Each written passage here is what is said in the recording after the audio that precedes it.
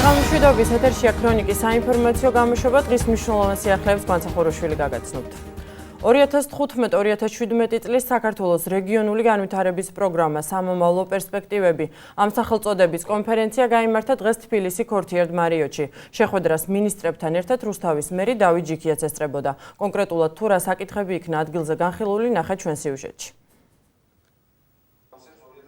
საქართველოს რეგიონების ფინანსური და ინსტიტუციური შესაძლებლობების გაზრდა, არსებული ეკონომიკური უთანასწორობის შემცირება და კონკურენტუნარიანობის ამაღლება.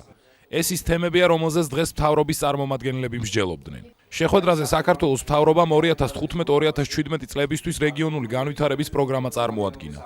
პროგრამის მიზანს ქვეყნის მასშტაბით დაბალანსებული და მდგრადი სოციალურ-ეკონომიკური განვითარება წარმოადგენს. განვიხილავთ 2015-2017 წლების საქართველოს რეგიონული განვითარების პროგრამას, რომელიც არის უმნიშვნელოვანესი სამთავრობო დოკუმენტი, რომელიც ჩვენი სამინისტროს მიერ არის მომზადებული და განიხილავს რეგიონების პოლიტიკის ძირითად მიზნებს და ამოცანებს. ამ დოკუმენტმა უმაღლეს შეფასება დაიმსახურა ევროსაბჭოს მიერ. იქნა წარმოდგენილი რეგიონული განვითარების გეგმა, ვფიქრობ, ძალიან მნიშვნელოვანია ჩვენთვის. რეგიონების განვითარების მნიშვნელობაზე მეტყველებს თუნდაც ის, რომ პრემიერის ხელმძღვანელობით შეიქმნა სპეციალური კომისია, სადაც ფაქტობრივად ყველა სამინისტრო არის ჩართული და ძალიან დიდ ყურადღებას ვანიჭებთ ჩვენ რეგიონებში გარკვეული პროექტების განხორციელებას. განიხილება ზოგადად სტრატეგია ქვეყნის განვითარების, ეს ერთ-ერთი მაჩვენებელი კომპონენტი არის შემდგომი ქვეყნის განვითარებისა. გარდა ამისა, ჩვენ გვაქვს აღებული გარკვეული ვალდებულებები, ამ ვალდებულების ფარგლებში ხორციელდება ეს პროგრამაც. პროგრამა აღმოსავლეთ პარტნიორობის ქვეყნებს შორის პირველია და ის ევროკავშირში გავრცელებული პროგრამის შემუშავების პრაქტიკას მოიცავს. პროექტის განხორციელების მიზნით ევროკავშირმა 30 მილიონი ევროს გამოყოფა უზრუნველყო. უპირველეს ყოვლისა, რეგიონალური განვითარების თემა. ეს არის თემა, რომელიც ეხება ზოგადად ქვეყნის განვითარებას, ყველა მიმართულებით და ყველა განზომილებით. ამ კონკრეტულ შემთხვევაში მინდა ვთქვა, რომ ეს პროგრამა, რომელიც არა მარტო შემუშავდა ევროკავშირის და ევროკომისიის და წევრი ქვეყნების, ასევე სხვა დონორების ძალიან აქტიური მხარდაჭერით, ასევე ძალიან აქტიური მხარდაჭერით სამოქალაქო საზოგადოების წარმომადგენლების წარმოადგენს ჩვენ ჩარჩო 3 წლის სტრატეგიას და სამოქმედო გეგმას და ის მხარდაჭერილია ევროკავშირის მიერ. ჩვენ მხარს ვუჭერთ რეგიონების განვითარებას და ამიტომ ამ პროგრამაში მჭიდროდ ვართ ჩართული. ნაყოფიერად ვთანამშრომლობთ ინფრასტრუქტურის სამინისტროსთან. ევროკავშირმა უკვე გამოყო 30 მილიონი ევრო, რაც ვფიქრობ, რომ მნიშვნელოვნად შეუწყობს ხელს რეგიონების განვითარებას. საქართველოს მთავრობამ 2015-2017 წლების საქართველოს რეგიონული განვითარების პროგრამა მიმდინარე წლის ზაფხულში დაამტკიცა. დოკუმენტი საქართველოს რეგიონალური განვითარებისა და ინფრასტრუქტურის სამინისტრომ სხვა უწყებებთან კოორდინაციით მოამზადა. რუსთავის საკრებულო მერიის საფინანსო სამსახურისგან ქალაქის 2015 წლის ბიუჯეტის პროექტის შესწორებული ვარიანტი კანონით დადგენილ ვადაში 10 დეკემბერს ჩაიბარა. საკრებულოს საფინანსო საბიუჯეტო კომისიის თავმჯდომარის თქმით, მათ მიერ გაცემული რეკომენდაციები ბიუჯეტის ახალ პროექტში გათვალისწინებულია. შეგახსენებთ, რომ წლის მთავარი საფინანსო დოკუმენტის პირველადი პროექტი კომისიამ გარკვეული შესწორებების შეტანის მიზნით მუნიციპალიტეტის აღმასრულებელ ორგანოს 25 ნოემბერს უკან დაუბრუნა. აღნიშნულ გადაწყვეტილებას კი მხარის საკრებულოს წევრებმა ერთმა დაუჭირეს. ჩვენი მოთხოვნები რის გამოც დაბრუნებული იყო ბიუჯეტი უკან თითქმის დაკმაყოფილებულია, ის მუხლები გათვალისწინებულია და დამატებულია თანხები. ცვლილება არის ნამდვილად დაახლოებით 2,5 მილიონი დაემატა ბიუჯეტს. ახალი საბიუჯეტო წლის დაწყებამდე ახლა კომისია განიხილავს, იმსჯელებთ სავარაუდოდ 25-26 რიცხვისთვის. ან დაუბრუნებთ უკან მერიას ისევ, ან დავამტკიცებთ. დღეიდან მართვის მოწმობის აღების მსურველები თეორიულ გამოცდას ახალი 3D ბილეთებით აბარებენ. ახალი ტესტები გამოცდაზე გამსვლელ საშუალებას აძლევს. ვიდეო რგოლების მეშვეობით კიდევ უფრო ეფექტურად გაანალიზოს სიტუაცია. ცვლილებების ამოქმედებიდან პირველ სამუშაო დღეს მომსახურების სააგენტოში მძღოლობის მსურველთა მიმართვიანობა ნაკლებად შეინიშნებოდა. თემის დეტალებით ქრონიკის ჟურნალისტი ნინო ბერიძე. დახვეწილი შინაარსი, ფორმა და ვიზუალური ეფექტი, სიტუაციის აღქმის მაქსიმალური შესაძლებლობა. ეს იმ კომპონენტების ჩამონათვალეა, რომელიც მართვის მოწმობის აღების მსურველისთვის ტესტირების პროცესს უფრო ეფექტურს გახდის. 3D ბილეთებით მძღოლობის კანდიდატების საგამოცდო პროცესი შინაგან საქმეთა სამინისტროს მომსახურების სააგენტოში დღეიდან დაიწყო. ახალ ბილეთებში სიტუაციის აღმწერი ვიდეოებია გამოყენებული, რომელიც მართვის მოწმობის მსურველს სიტუაციის უკეთესად აღქმასა და გაანალიზებაში დაეხმარება. მომსახურების სააგენტოში მართვის მოწმობის მიღების მსურველებს გამოცდის ჩაბარება დღეიდან უკვე ახალი ბილეთების საშუალებით უწევთ. როგორც მოიხსენებათ, ახალი ბილეთები შედგენილი არის ევროდირექტივების მოთხოვნათა გათვალისწინებით. მასში ასახული არის საქართველოს ქალაქების და ავტომაგისტრალების ფოტო და ვიდეო ილუსტრაცია, რაც კანდიდატს უადვილებს ბილეთში გამოცემული საკითხის უფრო კარგად გაერკვეს და ისე უპასუხოს მასში დასმულ საკითხებს. აგრეთვე ახალი ბილეთების საშუალებით კანდიდატს არ მიეცემა საკითხების დაზეპირების საშუალება, ვინაიდან მუდმივად ცვალებადი იქნება შინაარსის შეუძლებლად სწორი პასუხის ვარიანტი და შესაბამისად ის ვინც ისავლის მოითხოვება ცოდნა, ანუ კარგად ნასწავლი უნდა მოვიდეს, შესაბამისად უპასუხოს საკითხებს. ახალი ბილეთების ამოქმედებამდე მომსახურების სააგენტოში მართვის მოწმობის აღების მსურველთა რეკორდული რაოდენობა დაფიქსირდა.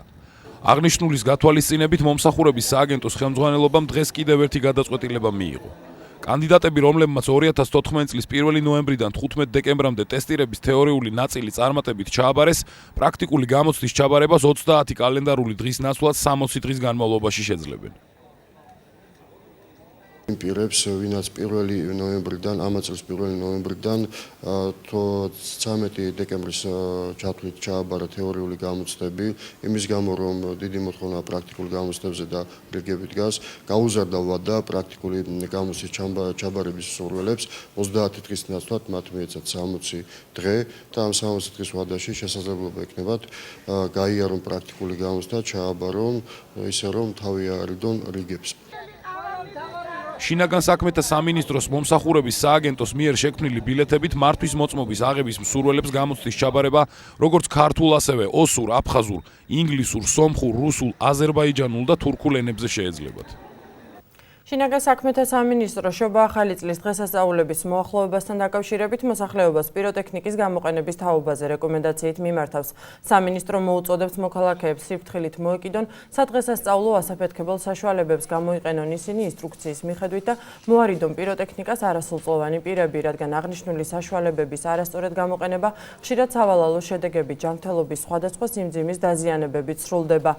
შინაგან საქმეთა სამინისტრო მოუწოდებს მოქალაქეებს პიროტექნიკის გამოყენებისას მაქსიმალურად დაიცვან უსაფრთხოების წესები და გაუფრთხილდნენ საკუთარ და გარშემოყოფი ადამიანების ჯანმრთელობას. დაბალი ფასები და მომსახურების მაღალი დონე რუსთავში თანამედროვე სტანდარტების შესაბამისი ახალი სავაჭრო ცენტრი გაიხსნა. სახალხო მაღაზია მომხმარებელს ყოველდღიური მოხმარების უმაღლესი ხარისხის პროდუქციის ფართო არჩევანს თავაზობს. გათვალისწინებულია სხვადასხვა ასაკობრივი კატეგორიის რუსთაველების ინტერესებიც. მე-16 მიკრორაიონის მიმდებარე ტერიტორიაზე ახალგახსნილი დაწესებულების მენეჯერის განმარტებით უახლოეს მომავალში სახალხო მაღაზია ქალაქის სხვადასხვა უბანში ამოქმედდება. გაიხსნა სუპერმარკეტი 1200 კვადრატზე, არის დაბალი ფასები, მაღალი ხარისხის პროდუქცია, ორიენტირებულები ვართ მომხმარებელზე. თუ 200 ლარზე მეც ივაჭრებენ ტაქსი უფასოდ მომსახურებად სახლამდე, ასევე რუსთავის ნებისმიერ წერტილიდან ამ მაღაზიამდე და ამ მაღაზიიდან ნებისმიერ წერტილამდე ტაქსი 2 ლარი ღირს. ძალიან კარგი მომსახურება არის. პირველ რიგში ალბათ უფრო ის არის გასათვალისწინებელი ჩვენთვისაც და ყველასთვის, რომ არის ძალიან ხელმისაწვდომი ფასები და ძალიან მიხარია, იმიტომ რომ როგორც ვიცი, აქ გარშემო არც არის მსგავსი ტიპის სუპერმარკეტი და ძალიან დიდი ასორტიმენტი არის. შეგიძლიათ რომ ყველაფერი შეიძინოთ, რაც კი გსურთ. მიმდინარე წელს განხორციელებული პროექტები და სამომავლო გეგმები იყო პრემიერ-მინისტრი ირაკლი ღარიბაშვილის მინისტრთა კაბინეტის წევრებთან და მხარის რწმუნებულებთან გამართული სამუშაო შეხვედრის მთავარი თემები. გუბერნატორებმა მინისტრებს რეგიონებში არსებული პრობლემების შესახებ მიაწოდეს ინფორმაცია და მათთან ერთად 2015 წლის პრიორიტეტები დასახეს. მთავრობის ადმინისტრაციაში გამართულ შეხვედრას მინისტრთა კაბინეტის წევრები, გუბერნატორები, მთავრობის ადმინისტრაციის წარმომადგენლები და ეკონომიკური საბჭოს მდივანი დაესწრნენ.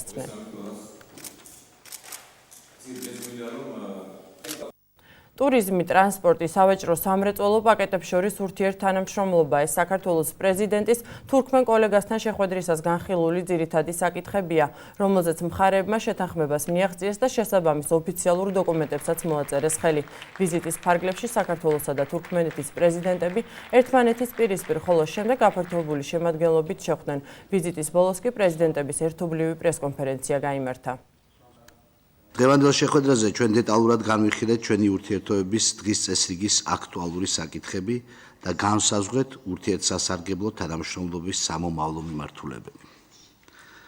ეს სტრატეგიული ხედვები ასახულია ჩვენს ერთობლივ განცხადებაში, რომელიც საქართველოსა და თურქმენეთის ურთიერთობებს ახალ იმპულსს მიანიჭებს. ჩვენი ქვეყნების ორმხრივი ურთიერთობის შემდგომი გამწობის და განვითარების პერსპექტივა დიდია. ამ თვალსაზრისით ამ ვიზიტს ძალიან დიდი მნიშვნელობა აქვს. საქართველოს განათლებისა და მეცნიერების მინისტრმა თამარ სანიკიძემ ზოგად განათლებაში მიმდინარე სიახლეები და სამომავლო გეგმები ახალციხელ პედაგოგებსა და დირექტორებს გააცნო. მინისტრის მოადგილემ ლია გიგაურმა მათ მასწავლებლის პროფესიაში შესulis განვითარებისა და კარიერის დაგეგმის ახალი სქემა წარუდგინა.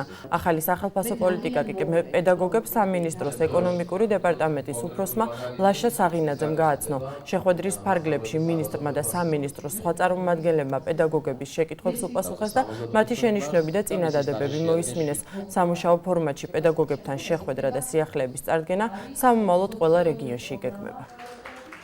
შეხვედრის მიზანი იყო კიდევ ერთხელ კომუნიკაცია პედაგოგებთან ახალი სქემის შესახებ, რომლისთვისაც და რომლის განხორციელებისთვისაც საკანონმდებლო ცვლილებები განხორციელდა. ჩვენ გავაკეთეთ ასევე პრეზენტაცია იმ სახელმწიფო პოლიტიკისა და სქემისა, რომელიც თან ახლავს სქემის განხორციელებას.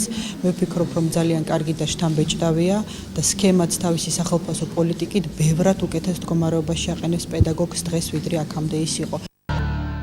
თეატრალური ფესტივალი არც სკოლა დასრულდა. საკონკურსო ეტაპის ბოლო დღეს საკუთარი შემოქმედება მეათე საჯარო სკოლის მოსწავლეებმა წარადგინეს. დღესვე ჟიურის წევრებმა ფესტივალში გამარჯვებული შემოქმედებითი ჯგუფიც გამოავლინა. ვინ მოიპოვა არც სკოლის ტიტული, ნახეთ ჩვენს სიუჟეტში. ფესტივალი არც სკოლის გამარჯვებული წელს არის მეათე სკოლა.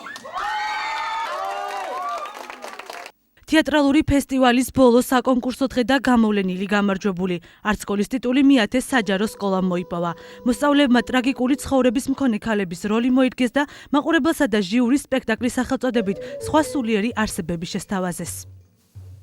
დღეს იყო სასკოლო თეატრალური ფესტივალის არც სკოლის დასკვნითი დღე, ასე ვთქვათ. დღეს ვნახეთ ბოლო მონაწილის ნამუშევარი, მეათე სკოლის სპექტაკლი საბოლოო ჯამში ამ სპექტაკლმა, ამ სკოლამ გაიმარჯვა ამ ფესტივალში. იმედი მაქვს, რომ აი ამ დიდ ფერხულში მომავალი წლიდან სხვა სკოლებიც ჩაებმებიან და უფრო მასშტაბური და გრანდიოზული იქნება ეს ფესტივალი. ჩვენ წარვადგინეთ მეათე საჯარო სკოლა, სხვა სულიერი არსებები. ძალიან დიდი ემოციებით ველოდებოდით ამ დღეს და ძალიან გვიხარია, რომ ასეთი წარმატებით გავიარეთ ეს დღე და დიდი მადლობა ყველას, ვინც მხარში დაგვიდგა და ბედნიერი ვარ, რომ აქ მონაწილეობდით. მეათე საჯარო სკოლის შემოქმედებითი ჯგუფი ფესტივალში მონაწილეობის მისაღებად ერთი თვის მანძილზე ემზადებოდა. მოყვარულმა მსახიობებმა გამარჯვება რუსთავის 8 საჯარო სკოლას შორის მოიპოვეს. მათ ნამუშევარს ახლა უკვე უფრო ფართო საზოგადოება თეატრი ბრავოს სცენაზე 17 დეკემბერში აფასებს. დიდ ემოციებში ვარ და შეუძლებელია არ იყო ამ ემოციების ქვეშ, იმიტომ რომ ბავშვებმა წარმოადგინეს სხვადასხვა სახის პრობლემები, რომელსაც ქუჩაში ეჯახებიან, მაგრამ ესე თვალხილულად ვერ ხვდებიან, ვერ აღიქვავენ და ესე გაშალეს ეს თემა. ფესტივალი არც სკოლის ბოლო საკონკურსო დღე მინი სპექტაკლით სასულიერო სკოლა მთაწმინდელმა დაასრულა. მოსწავლეებმა მაყურებელს პატრიოტულ მოტივებზე დადგმული სპექტაკლი შესთავაზეს. მორიგის საქველმოქმედო აქცია რუსთავში ადგილობრივი შემოქმედები ამჯერად 10 წლის მარიამ გასვიანის დასახმარებლად გაერთიანდნენ. კულტურის სახლში შეკრებილი საზოგადოების წინაშე საკუთარი შემოქმედებით ახალგაზრდა პოეტები, ფოლკლორული ჯგუფები და ქორეოგრაფიული ანსამბლები წარსდგნენ. საღამოზე შემოსული თანხა ორგანიზატორებმა გასვიანების ოჯახს მცირეწლოვანი წევრის ჯანმრთელობის მდგომარეობის გასაუმჯობესებლად გადასცეს.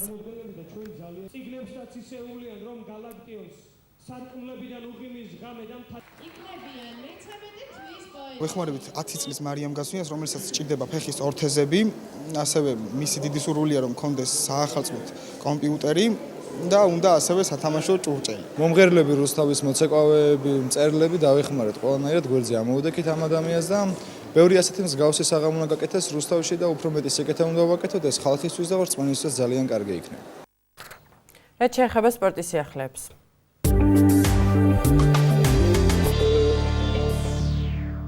ჭადრაკში რუსთავის ვაჟთა 46-ე ჩემპიონატის ნახევარფინალური ეტაპი დასრულდა. რუსთავის 9 საუკეთესო რეიტინგის მქონე და ნახევარფინალის 7 გამარჯვებული მონაწილეობას უკვე ფინალურ ეტაპზე მიიღებს, რომელიც 2014 წლის 20 დეკემბრიდან 2015 წლის 8 იანვრამდე გაიმართება. ჩემპიონატი წრიული სისტემით 16 მონაწილეს შორის შედგება. შეგახსენებთ, რომ რუსთავის ჩემპიონატი ქვემო ქართლის ჭადრაკის რეგიონალური ფედერაციის ინიციატივით და ორგანიზებით ტარდება. გამოცდილი მოჭადრაკეები თამაშობდნენ ერთმან, მოზარდებიც თამაშობდნენ. გავედი პირველ ადგილზე 9-დან 9 ქულით და ფინალშიც ვაპირებ კარგად ვითამაშო. 9-დან 6 ქულა ავიღე და ვეცდები რომ ფინალში გავამჯობესო შედეგი.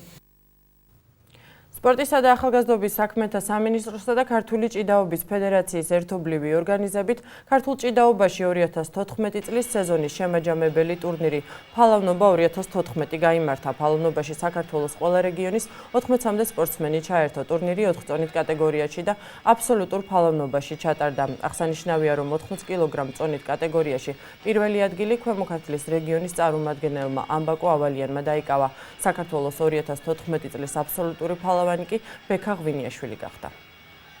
80 კილოში გამოვდიოდი და გავხდი ჩემპიონი, ფალავანი. უფრო დიდი მიზნებისთვის ვიბრძი, ეხლა მაგამდე მქონდა საქართველოს ჩემპიონატი ძიუდოში, მართალია წონა შევიცვალე, მაგრამ გავხდი მესამე პრიზიორი და ნაკრებში მოვხდი და ეხლა გასვლები მექნება ტურნირები, მე წინ ევროპა არის, მსოფლიო და ვნახოთ რა. მედია გავახარებ პირველ რიგში გარდაბნის რაიონს ქვემო ქართლს და მერე სრულიად მთელ საქართველოს. ევროკავშირის გაფრთხილება თურქეთს ორგანიზაცია აცხადებს, რომ მედიის წარმომადგენლების წინააღმდეგ ჩატარებული რეიდი ევროპულ ღირებულებებს ეწინააღმდეგება. ევროკავშირის უმაღლესმა კომისარმა საგარეო ურთიერთობების საკითხებში ფედერიკა მოგერინიმ სპეციალური განცხადება გავრცელა, სადაც ნათქვამია, რომ მსგავსი დაკავებები შეუთავსებელია მედიის თავისუფლების პრინციპთან. შეგახსენებთ, რომ თურქეთის პოლიციამ რეიდი გუშინ ჩაატარა. ბელგიაში ბოლო წლების განმავლობაში ყველაზე მასობრივი გაფიცვა დაიწყო, რომელიც პროფკავშირების მიერაა ორგანიზებული. აქციის მონაწილეები მთავრობის პროგრამას აპროტესტებენ, რომლის მიხედვითაც საბიუჯეტო ხარჯები უნდა შემცირდეს. გადადებულია რეისები, გავრცელებული ინფორმაციით არ იმუშავებს სკოლებისა და უნივერსიტეტების დიდი ნაწილი.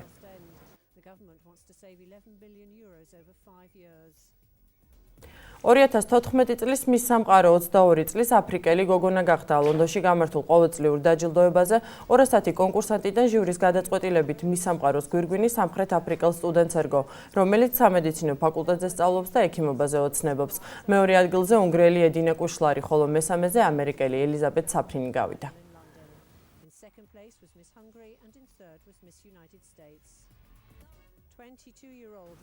ახლა კი გავიგოთ, როგორ ამიცკვირდებიან სინოპტიკოსები ხვალ ჩვენს რეგიონში.